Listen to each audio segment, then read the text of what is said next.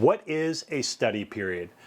I want you to look at a study period as a gigantic loophole for a buyer to opt out of a deal for any reason whatsoever within the specified period of time that you've allotted for said study period. We deal with a lot of land.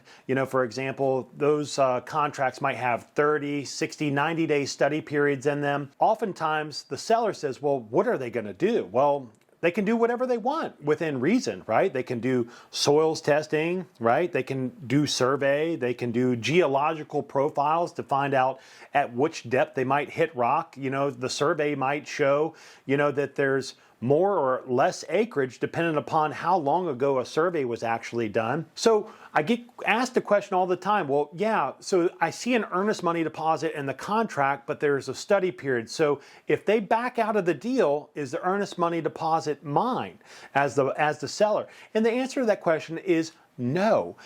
As long as the buyer, uses their study period and requests a release of sales contract and deposit within their specified study period. So look, I'm going to share with you just real quick. The only time that I've ever seen the inside of a courtroom involving a real estate transaction is on an earnest money deposit. Myself as a broker, we maintain an escrow account we have for decades, right?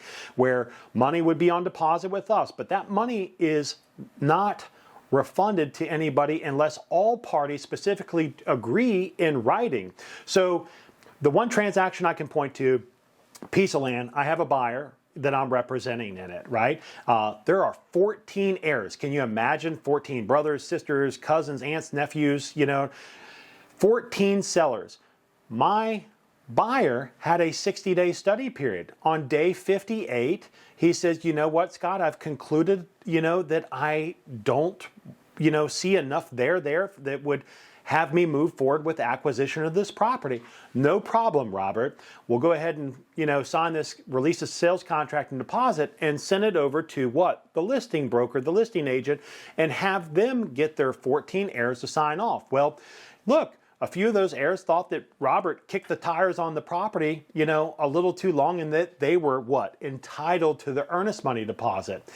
Now, look, as a broker, I could say, no, that's not really the case. And let me preface, I'm not an attorney, but unless, once again, all parties specifically agree to do this in writing, then the only thing that you can do is go to court. Well, my client, being the buyer, has to hire an attorney. There's 14 heirs. That was 14 different lawsuits that needed to be filed and served. You imagine the costs and expenses behind that? At the end of the day, my buyer's attorney says, well, who's holding the money? Well, my agent, my broker. Well, great, let's just sue him, right? Because that's only one lawsuit instead of 14. We're saving a lot of money, we're saving a lot of time. So even though I had done nothing wrong as broker, as agent, I now have to lawyer up to defend myself against my own client, just to get into the courtroom, to plead the case, and ultimately have the judge determine that I just interplead the money into the court system, which would then find its way back to my buyer.